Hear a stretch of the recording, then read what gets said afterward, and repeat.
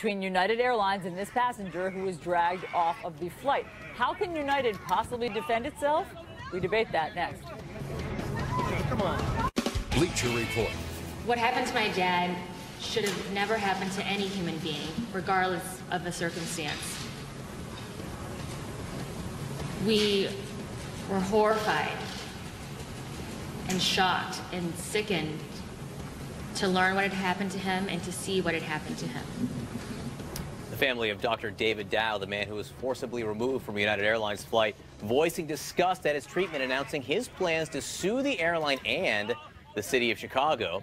Now United is promising policy changes by the end of the month. Joining me to discuss, CNN chief business correspondent, star of Early Start, Christine Romans, and CNN legal analyst and criminal defense attorney, Joey Jackson. Joey, this is a fascinating news conference by the attorneys of this man. They talked about his injuries: broken nose, concussion, lost 2 front teeth, injured sinuses, reconstructive surgery. Right. You predicted already $5 million in this case. Does that raise the stakes? Wow. It certainly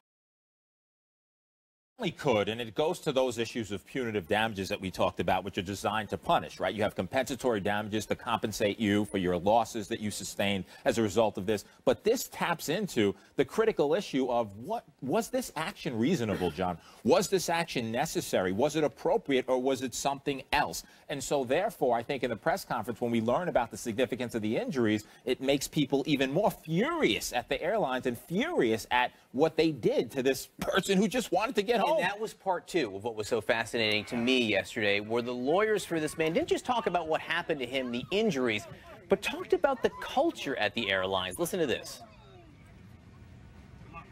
Yeah, I would say there is a culture of disrespect, of rudeness. But what's unfortunately occurred here in Dr. Dow's case is rudeness, bullying customers has gone the next step now to physical injury.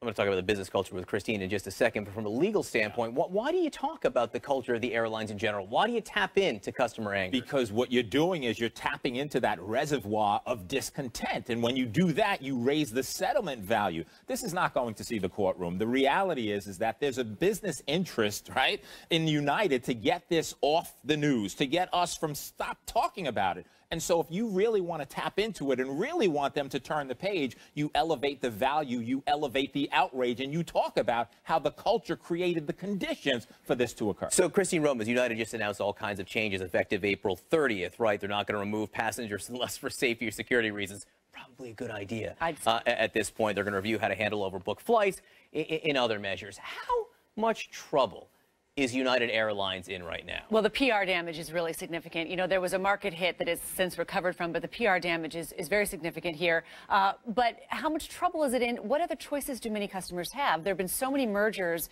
in this sector that there are 4 major carriers in the United States that control, 80% of the flights, 80% of the routes. So in most cases, I think customers are going to choose the airline that gets them where they have to go on time at the price that they want. One thing that really angers people, you talk about that reservoir of just anger and distrust of the airlines. The consumer satisfaction ratings of the airlines have been terrible as an industry for a long time, even as they're making record profits. And so people see smaller planes with tighter seats, with all kinds of fees, and they feel as though the experience just is not commensurate with what flying should be. It's clear, though, United knows it's in a moment where it's very, very sensitive right now in serious jeopardy. Delta, I had a vacation canceled last week, and I was supposed to fly to New Orleans. Delta canceled it as part of the mess they were in last week. Overnight, I got 2 emails from them. One, that every ticket holder I was flying with gets a $200 voucher and 20,000 miles. The airlines know they do. There's an issue right now. They do, and you see the big international airlines are almost dancing on United's grave this week, right? With some of these trolling them with these tweets and stuff about how they're really the friendly skies. But they're trying for the international traveler, the big business international traveler who pays a lot of money.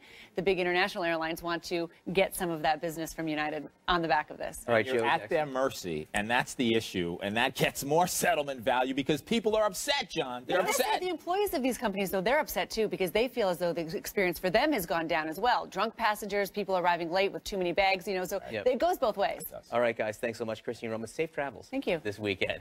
Thanks to our international viewers for watching. For you, CNN Newsroom is next for our U.S. viewers. New Day continues right now. This was the right weapon against the right target. For the first time ever, the mother of all bombs was used by the U.S. military in combat. We are so proud of our military, and it was another successful event. We can't just bomb our way to national security. What is the political strategy? What is the political objective? North Korea is indeed ready to pull off its 6th nuclear test. Bottom line is North Korea's got to change its behavior. The North Koreans say if they are provoked, they are not afraid to go to war. Ramping up of tensions of this nature, it's like a tinderbox. All it takes is a spark to start a fire. This is New Day with Chris Cuomo and Allison Camerata. Good morning, everyone. Welcome to your New Day. Chris has the day off. John Berman joins us this morning. Great to have you. Great to be here. We do have breaking news right now. The U.S. commanding general in Afghanistan calling the massive bomb that the U.S. dropped there the right weapon against the right target. This was the most powerful non-nuclear bomb ever used in combat. According to Afghan officials, the bomb destroyed caves and tunnels used by ISIS fighters, and it killed dozens of those fighters. Now, a lot of people are asking the question if this bomb was designed to send a message to North Korea. That as officials there accuse the United States of creating a dangerous situation that could lead to further escalation. Is North Korea on the verge of conducting a new nuclear test? We've got a lot to cover. It is day 85 of the Trump presidency. Let's begin with CNN Pentagon correspondent Barbara Starr, who broke the story of that huge bomb strike. We got new information just minutes ago about that strike, Barbara. Good morning, John. General Nicholson holding a press conference in Kabul just wrapped up. He did say now today at first light, U.S. forces and Afghan forces are on the ground at the site trying to assess the damage that the bomb caused. So far, he says, they see no evidence of civilian casualties. General Nicholson, a very experienced hand at these matters, knows full well the environment in Washington and that very question, was this bomb dropped due to some kind of other messaging that the Trump administration wanted to send, possibly to North Korea. He didn't address that, but what he did say, this was a target that they'd been looking at for some time, and he explained that they were totally focused on that and nothing else. And the timing of the use of this weapon was simply the appropriate tactical moment against the proper target to use this particular munition. So it is not related to any outside events other than our focus on destroying Daesh in 2017.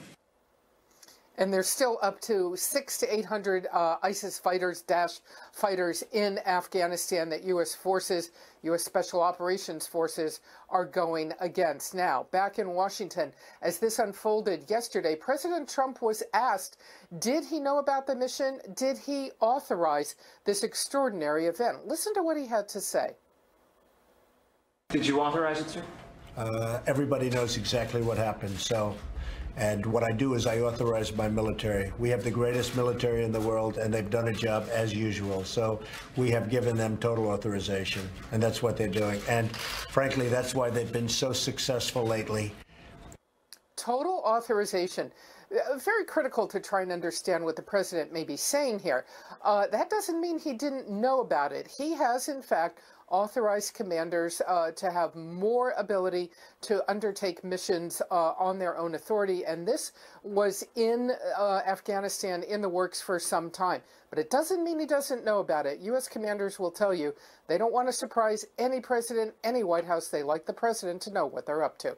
Allison? Good to know, Barbara. Thank you for all of that reporting. There's widespread concern at this hour that North Korea will conduct its 6th nuclear test this weekend. China warns the conflict could break out at any moment as the rhetoric from the North and the U.S. heats up. CNN's Alexandra Field is live in Seoul, South Korea, with all of the details. Alexandra. Hey there, Allison. Good morning. Washington does fully expect and anticipate, and they're preparing for the possibility of a 6th nuclear test or another ballistic missile launch from North Korea, although no one can say with any certainty when exactly that would happen. The question now is how the U.S. will respond to those kinds of provocations. It is the issue that VP Mike Pence will take up when he makes his visit to the region, stopping in Seoul over the weekend, and then moving on to Tokyo to talk about all of the options that are on the table in Washington when it comes to dealing with the nuclear threat from North Korea. And that, of course, includes, as we know well, a military option. It's the option that is feared in South Korea, which depends on the U.S. for its defense and its protection. But they also fear retaliation from North Korea. North Korea has already expressed its outrage at the presence of U.S. warships in the water off of the Korean peninsula, saying that the presence of nuclear strategic assets has threatened global security and could push the region to the brink of a thermonuclear war. That's the propaganda from Pyongyang. They've also released images this week of their leader, Kim Jong-un, conducting training exercises, a show of force that accompanies what will be the celebration of the most important day on their calendar. That's a holiday that comes tomorrow. It is around that holiday in the past where we have seen provocative moves like missile launches and other tests that could provoke a strong reaction. Allison, John? Okay, Alexandra, thank you for being there and for all of that reporting. We have a lot to discuss. Let's bring in our panel. We have CNN political analysts David Gregory and Abby Phillip, along with CNN military analyst, retired U.S. Army Major General James Spider Marks. Spider, I want to start with you. We just heard something very interesting from one of our analysts, Kimberly Dozier, who said that the use of this Moab bomb, as we've said, the largest non-nuclear bomb ever employed by the U.S., was actually requested during the Obama administration. So why now, and why? Well, first of all, let's back up just a tiny bit. The Moab was developed and tested back in early 2003, so it was available when I was the senior intel guy when we were going to war in Iraq. It was available for use.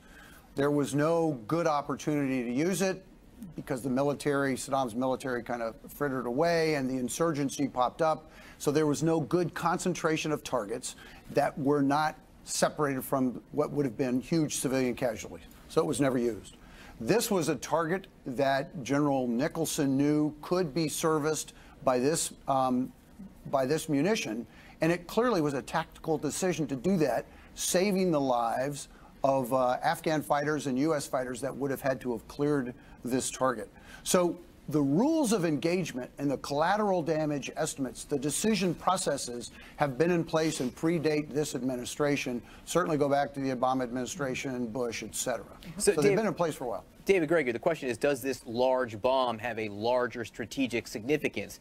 Does it fit into a bigger Trump White House military global strategy? Is there a bigger Trump White House global military strategy? Well, I think there's an emerging strategy of sending a political message with the use of force. I think you saw that in Syria.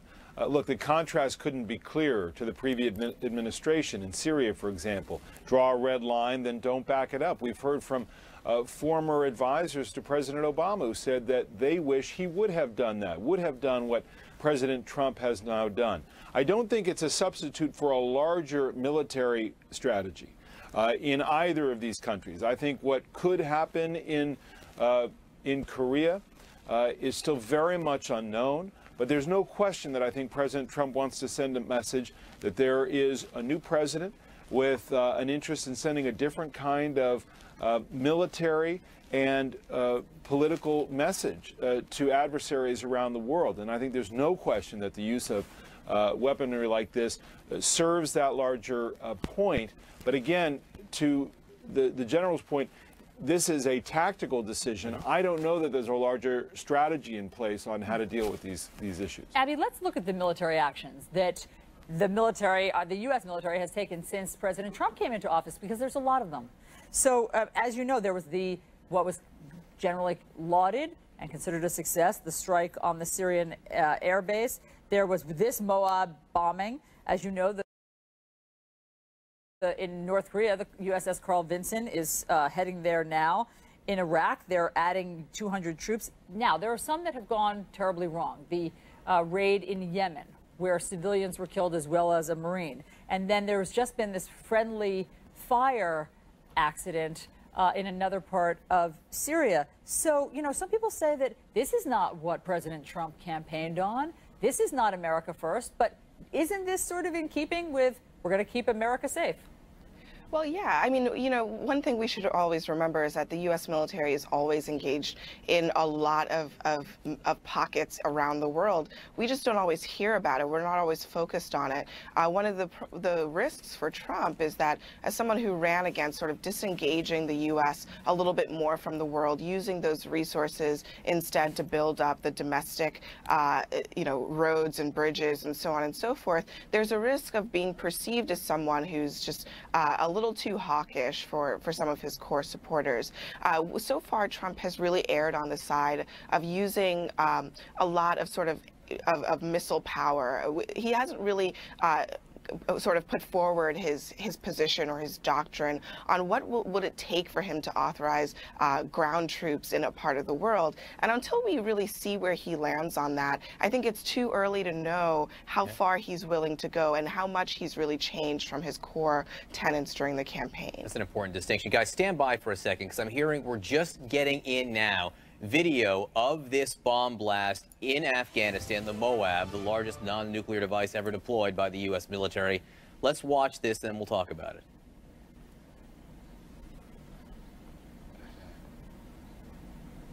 Yeah, there is no sound on this, but you can see there, I guess, the very large impact of that. I think that's the aftermath right there.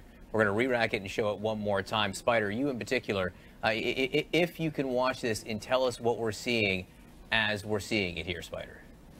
Yeah, first of all, notice the terrain. It's very restrictive. So when you have a concussive blast like that, it's going to be contained within an increasingly smaller area. So the force and the blast is just exacerbated based on where it's striking. Also bear in mind, this was a tunnel complex. So again, as that shock wave goes underground and gets into those different tunnels, it's constricted, and you can only imagine anybody who's down there is now turned to dust. It's not a bunker buster, right? That's a different type of device. No. This is fuel ignition. It makes a very big fire, and that fire, in theory, goes underground and clears out the tunnels, correct? It's an air burst above ground. You can determine at which altitude you want that thing to go off.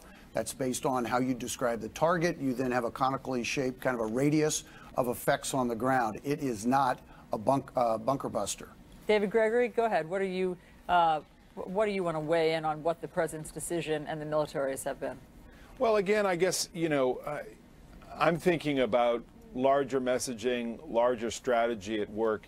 I just think we're at a place, and Spider Marks and I have talked about this in 2017 for the U.S. military and for this administration, where as you think about military strategy, air power alone has limited effect and limited utility. Even something as degraded significantly and maybe much closer to falling, at least in portions of Iraq, if not in Syria as much. You've got an audience in Pyongyang and in North Korea and in Syria and indeed in Russia. So there's a lot of politics involved here internationally where the president is trying to stake out ground. But again, I would say as a military strategy, these are still limited tools in terms of how you follow up on this strategically down the line. I want to bring in our Pentagon correspondent, Barbara Starr. Barbara, we are getting our first look at this video, the first actual military deployment, the first time the U.S. military has ever used this device. This was in a remote mountainous area. You see no signs of any communities or anything nearby. What do you see here? Well, as we continue to play that video, what I can tell you is this fell, it's hard to see on the video there, but we know that this fell into a deep mountain valley. This there's mountain ridges surrounding the area, and this complex of caves and tunnels was deep in a valley surrounded by these steep mountains. So it's one of the ways that they could keep an eye on the target in the days leading up to this and try to ensure that there were no civilians in the area. That shot you see right there is a better look at this region, which is so mountainous and so remote. So it falls into this deep mountain valley, and the mountains surrounding it certainly, I think you can say, would have absorbed some of the blast, which also would have kept damage contained from any other civilian areas nearby. There are, at a distance, some villages, some areas where there are people, but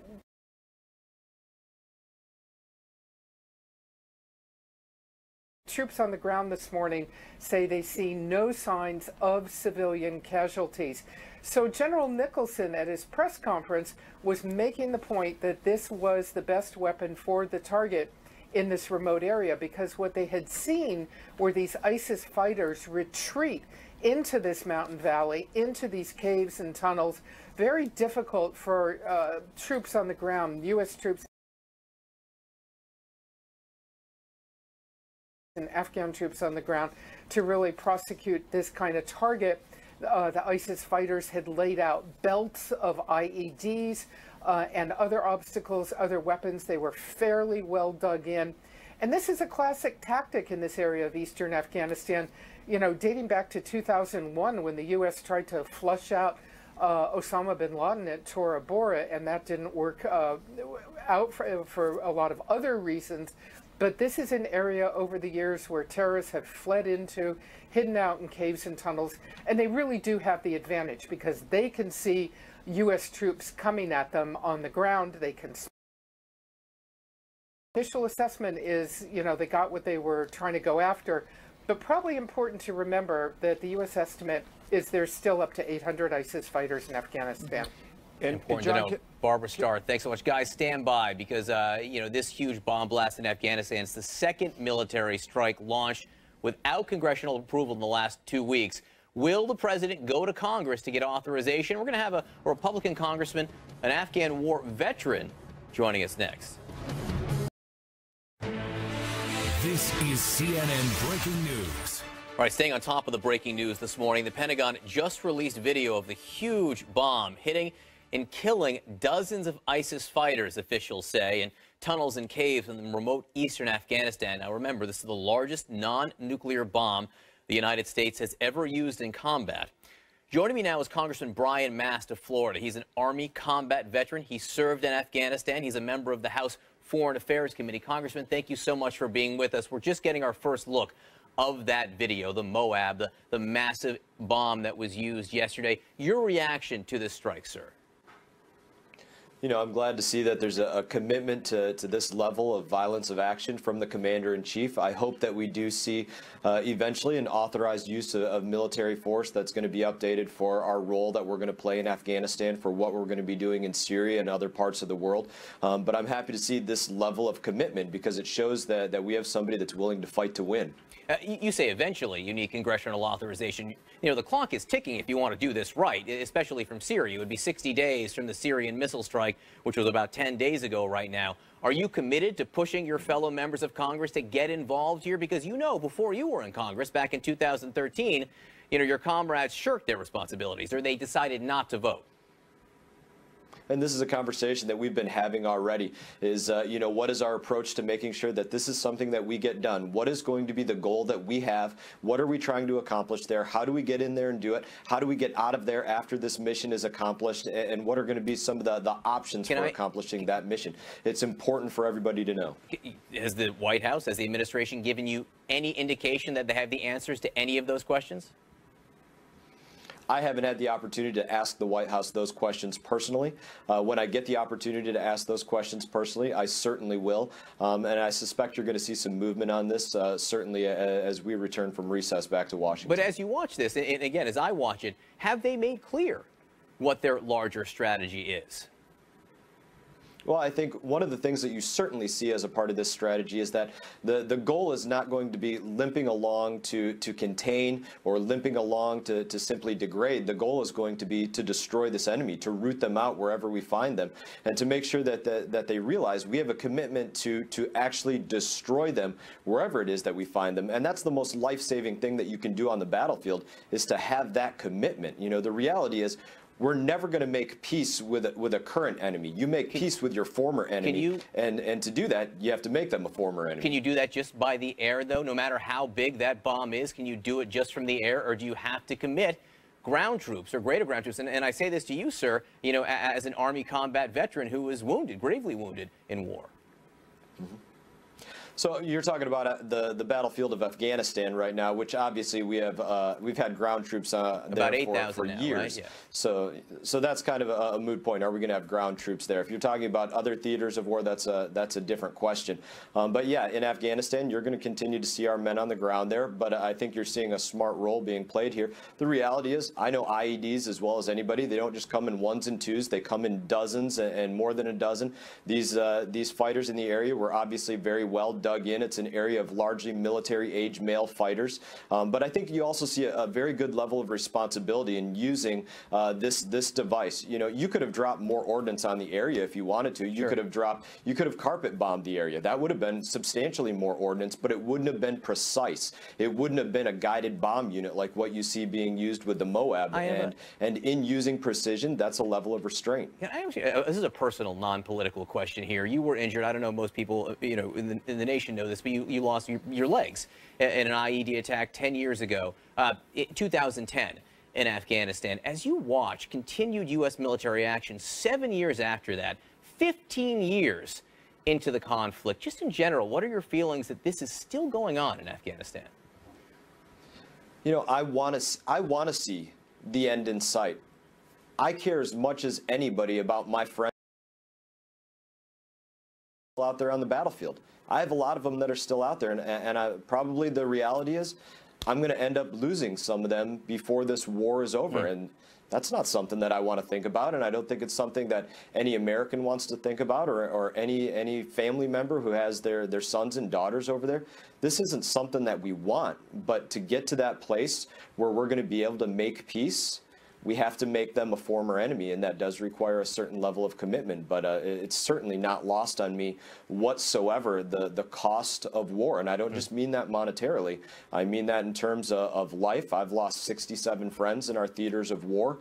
I don't just mean that in terms of limb. I recovered alongside, when I was injured in 2010, there was 50, 60 men and women a month that were waking up like me in Walter Reed Army Medical Center. I know exactly what that cost is, and I don't want to see it continue. And we honor your commitment, sir, and certainly we respect your commitment to your friends and fellow soldiers. Congressman Brian Mast of Florida, great to have you on with us. Thank you so much for your time, sir. Always good to be with you. Allison. Okay, John. Donald Trump said repeatedly during the campaign that he loved WikiLeaks. Well, now his CIA director says something much different and much darker. That's next. The books and records? CIA Director Mike Pompeo now blasting WikiLeaks as a hostile intelligence service. Those words, of course, very different from the president's on the campaign trail. Now, this just came out. WikiLeaks. I love WikiLeaks. By the way, did you see another one? Another one came in today. This WikiLeaks is like a treasure trove. It's time to call out WikiLeaks for what it really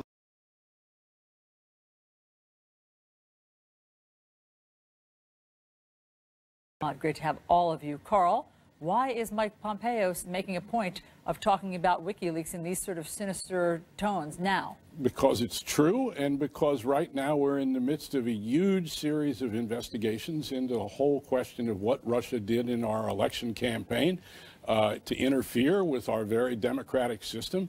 And part of that story are these WikiLeaks disclosures that were aimed to destabilize us. That WikiLeaks was used, whether knowingly or unknowingly, by the Russians. You know, WikiLeaks started as a rather admirable concept of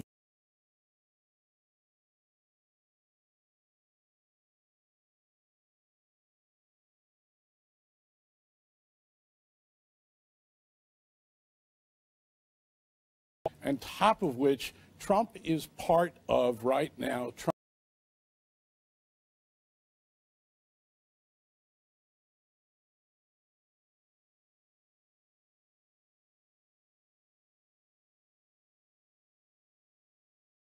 Election campaign. We have not heard, by the way, from President Trump condemning WikiLeaks in even close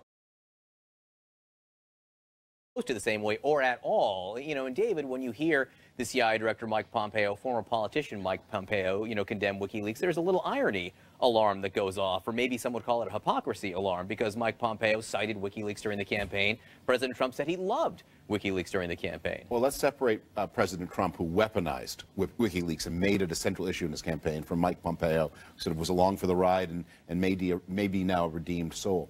One of the reasons that makes this all so urgent is there's a very important election in France coming up, which may determine whether France stays in the European Union, whether the European Union continues to exist. WikiLeaks is again acting in that election to attack the candidates of the center. It's noteworthy how pro-Russia candidates all seem to have fabulous email security, and the more Russia-skeptical candidates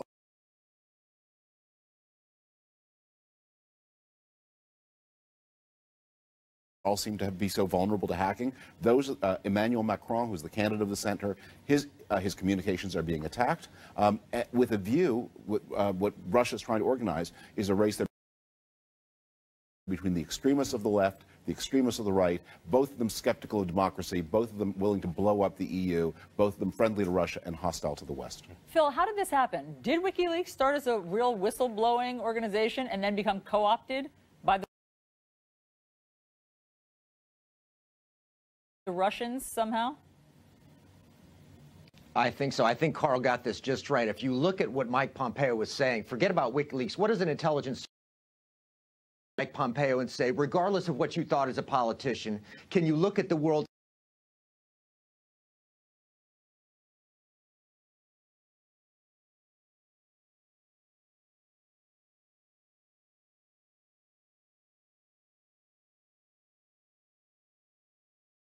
courage?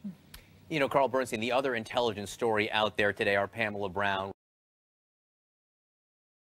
reporting that British intelligence sources early on in the campaign passed on that they've been picking up surveillance of contacts between Trump associates and the Russians. They passed that on to the United States.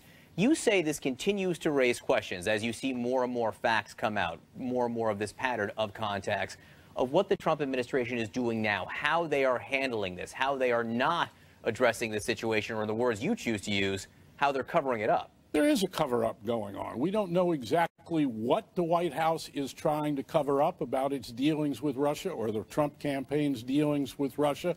We don't know that it's an obstruction of justice, but there certainly is an attempt by the President of the United States to obstruct and impede knowledge of what happened here. Doesn't mean he's broken the law, but why in the world would not this president say, look, the Russians interfered in our campaign. I want everybody around me who had any dealings with them to make it known. He has Pompeo. He has his intelligence community. He knows what is known by the British, by the Dutch, by these intelligence services that have picked up these intercepts of people around him speaking with Russian intelligence people. Trump knows a good deal that he's not revealing. We are going to find out an awful lot in the coming weeks and months about this cover-up. But it's really very disturbing that the President of the United States has tried to deflect and impede knowledge of what happened here in an attempt by a foreign hostile power to destabilize the United States electoral process. I refine that a little bit. I think it's very possible that the president does not know what he's covering up. That is, That's true. He knows that there is a bad smell around Paul Manafort. He knows that Ukrainian ledger, which found millions of dollars of payments to Paul Manafort from the pro-Russian dictator of Ukraine. It's now confirmed that that is real, and we know that large sums did flow to Manafort. But exactly what the contacts were, it is very possible that other people in Trump world are terrified of what that information might possibly be, don't know exactly the magnitude of the problem. It may be terrible, it may not be so terrible, but they are trying to seal and control a story whose magnitude they themselves don't know. You've seen that before. But Trump is the one who's trying to conceal and impede. That's what's important. The President of the United States is doing it. And not only that, the whole question now is raised about, well, what did Donald Trump say during the election while this was going on about his pro-Russian, pro-Putin statements and how relevant they are? Going to possibly prove embarrassing or worse. He made that decision. But it sometimes happens, and you've seen this. This is very much the story of some of the Watergate events, that the people at the top are covering up a scandal whose ramifications they themselves don't fully understand. Phil Mudd, last word. Look, I think there's a secondary problem we need to be concerned about. President Trump is a brander. He branded a company. He's branding himself as a decision maker now, announcing, for example, how central he was in the decision to strike Syria. I fear, I have no evidence of this, I fear one of the things that might be happening with us getting sideways with Russia right now is he realized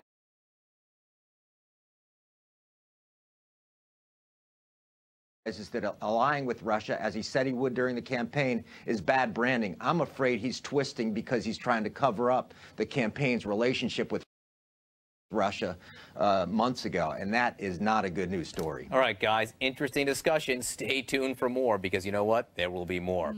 All right, she has made a big impression during President Trump's first 100 days, but you may be surprised who inspired her political run.